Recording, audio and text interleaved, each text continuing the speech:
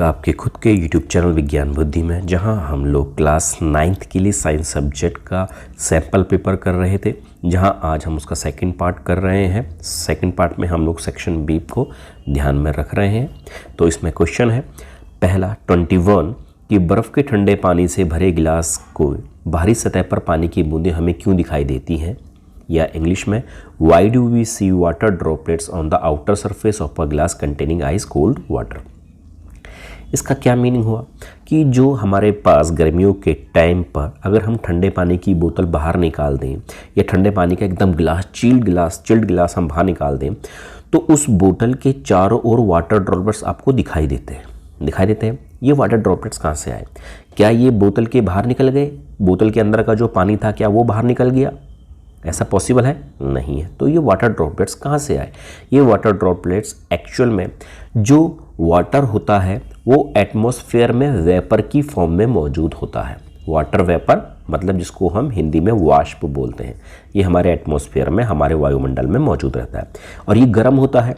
पर जैसे ही ये वाटर वेपर या वाष्प ठंडे ऑब्जेक्ट के कांटेक्ट में आता है, संपर्क में आता है, तो ये जो वेपर होती है, वाष्प होती है, ये ठंडी हो जाती है, मतलब कंडेंस होना स्टार्ट हो जाती है, सघन होना स्टार्ट हो जाती है और ये वापस से दोबारा से क्या बन जाती है? लिक्विड बन जाती है, मतलब द्रव बन जाती है। तो सिंपल इसका आंसर आपने लिख देना है due to condensation of water vapour. बस इसका सिंपल सा ये हो गया कि पानी के संघनन के कारण वाटर ड्रॉपलेट्स दिखाई देते हैं। अच्छा, इसके और में भी लिखा गया है। और में क्या क्वेश्चन कहा गया है जरा देखते हैं हम लोग कि द्रवों का घनत्व सामान्यतः ठोसों की तुलना में कम होता है, लेकिन आपने देखा होगा कि बर्फ पानी पर तैरती है, बताइए क्यों?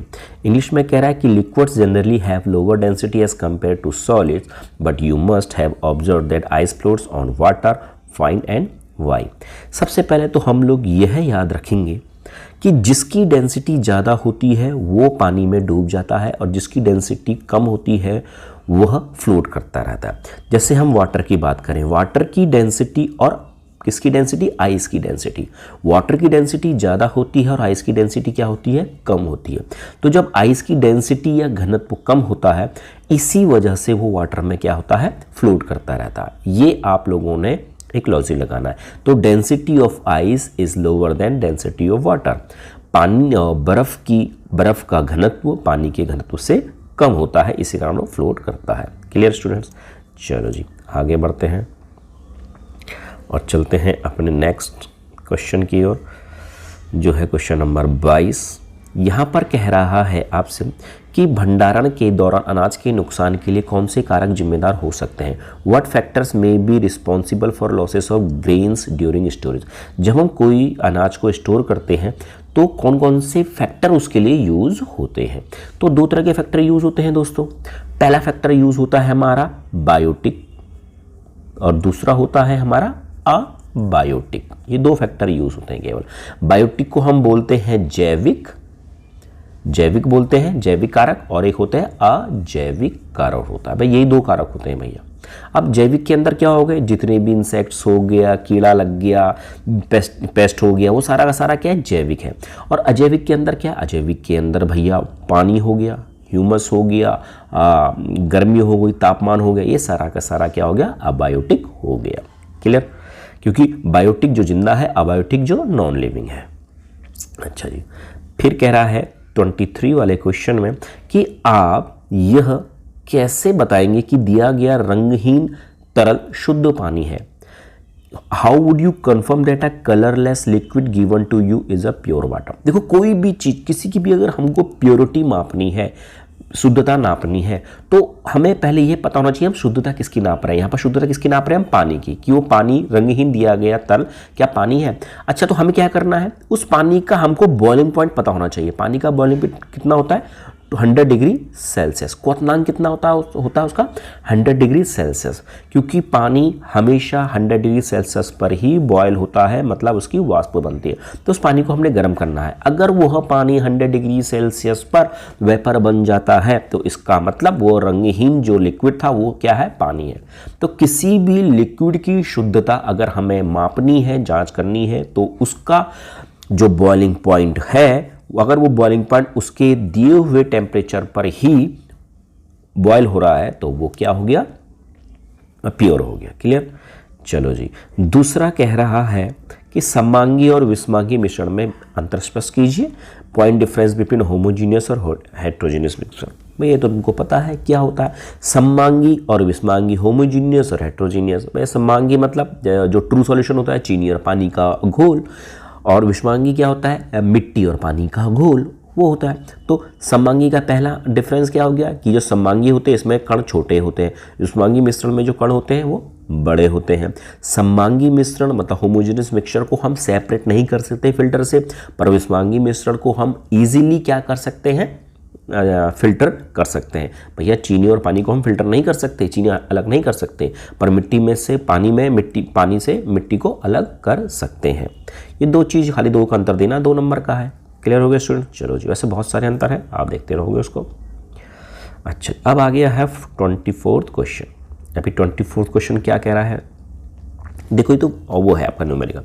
एक ऑटोमोबाइल के वाहन का द्रव्यमान 1500 किलोग्राम है, मतलब उसका जो मास है, द्रव्यमान मतलब मास जो है वो कितना है 1500 किलोग्राम। अब यदि वाहन को 1-7 मीटर पर सेकंड के ऋणात्मक त्वरण मतलब नेगेटिव एक्सेलरेशन के साथ रोकना है, ये कितना बोल रहा है 1.7 मीटर पर सेकंड, तो कह रहा है वाहन और सड़क के बीच कितना बल चाहिए, तो कितना बल लगेगा, तो हम बल मतलब फोर्स लगेगा। भैया फोर्स का फॉर्मूला पता है क्या था, force is equal to m into a. M का फॉर्मूला एम का आंसर कितना है मास का 1500, ए का कितना एक्सेलरेशन तो वो कितना है 1.7, इसको मल्टीप्लाई कर तो जो आंसर आएगा, पर आगे क्या लगाओगे नेगेटिव, आंसर जो भी आएगा वो नेगेटिव में आएगा। क्यों आएगा, क्योंकि यहाँ पर लिखा हुआ है ऋणात्मक त्वरण नेगेटिव एक्सेलरेशन। अगर आपने f के आंसर में माइनस नहीं लिखा, जो भी इसका आंसर आएगा मल्टीप्लाई करने पर उसके आगे नेगेटिव नहीं रखा तो नंबर कट हो जाएंगे। फिर आ गया 25th क्वेश्चन। अभी 25th क्वेश्चन में क्या करें, ये भी एक न्यूमेरिकल क्वेश्चन है। एक वस्तु 4 सेकंड में 16 मीटर और फिर 2 सेकंड में 16 मीटर की दूरी तय करती है, वस्तु की औसत गति क्या है। तो वस्तु की औसत गति पहले देख लो, कह रहा एक ऑब्जेक्ट पहले 4 सेकंड में 16 मीटर जाता है, फिर अगले 2 सेकंड में 16 मीटर जाता है, तो उसकी एवरेज स्पीड क्या है। जो एवरेज स्पीड या औसत गति का जो फॉर्मूला होता है वो होती है टोटल डिस्टेंस, टोटल दूरी अपॉन टोटल टाइम। ये आप लोग याद रखोगे। क्लियर हो गया, total distance upon total time. अच्छा, तो टोटल डिस्टेंस कितनी है, टोटल डिस्टेंस कितनी है 16 metre plus 16 32 metre. Total time कितना है 4 सेकंड प्लस 2 सेकंड, कितना हो गया 6 सेकंड। काट पीट की जो आंसर आएगा वो एवरेज स्पीड हो गई। क्लियर। चलो जी, अब कह रहा है 26 क्वेश्चन कि यदि गोल्जी उपकरण नहीं होता तो कोशिका के जीवन में क्या प्रभाव होता। What would happen to the life of a cell if there was no Golgi apparatus।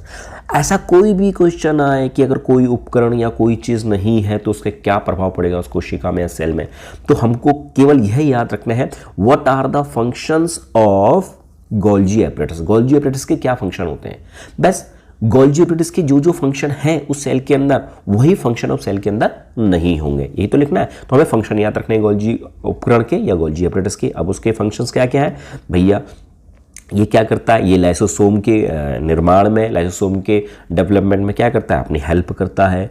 दूसरा आरईआर और एसईआर के बीच में जितना भी सामान बनता है, जो भी चीज़ बनती है उसको क्या करता है, ट्रांसफ़र करता है सेल के अंदर, न्यूक्लियस के अंदर, सेल के बाहर, है ना। क्लियर हो गया। और इस जो कॉम्प्लेक्स शुगर होती है उसको सिंपल शुगर में चेंज करता है, चीज़ों को स्टोर करता है, मॉडिफाई करता है, ये सारी चीज़ें हैं। अच्छा जी, अब ये सेक्शन सी आ गया। अब सेक्शन सी को हम नेक्स्ट में करेंगे। ओके बच्चों, बाय मेरे।